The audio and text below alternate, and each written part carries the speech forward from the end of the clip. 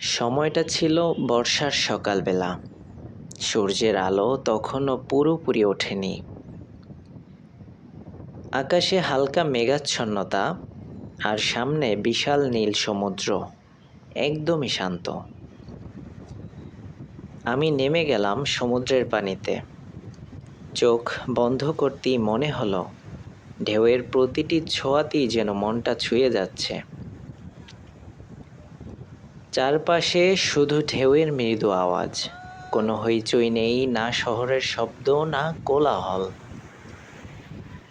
ভোরের এই নিস্তব্ধতায় মনে হলো পৃথিবী যেন থেমে আছে, শুধু আমি আর সমুদ্র মুখোমুখি দাঁড়িয়ে।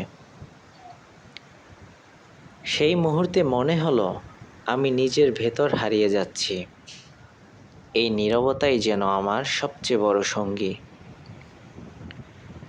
কিছুক্ষণ চুপচাপ দাঁড়িয়ে থাকলাম, শুধু ঢেউয়ের ছন্দে মনটা ভেসে যাচ্ছিল। হয়তো এটাই জীবনের আসল মানে, সব শব্দের বাইরে একটু নীরবতায় নিজেকে খুঁজে পাওয়া। কখনো কখনো আমাদের দূরে যেতে হয় না, শুধু থেমে যেতে হয় নিজের ভেতর তাকানোর জন্য।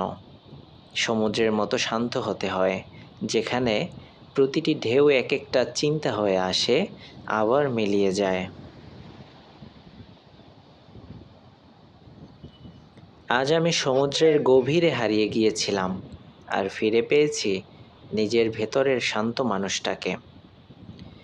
আর যদি আপনারাও এই শান্তি অনুভব করতে চান, তাহলে একবার কুয়াকাটা ঘুরে আসতে পারেন। পানির ঢেউ, হালকা মেঘাচ্ছন্ন আকাশ, আর সেই নিঃশব্দ শান্তি, সব মিলিয়ে এক অভূতপূর্ব অনুভূতি আপনাদেরও হবে।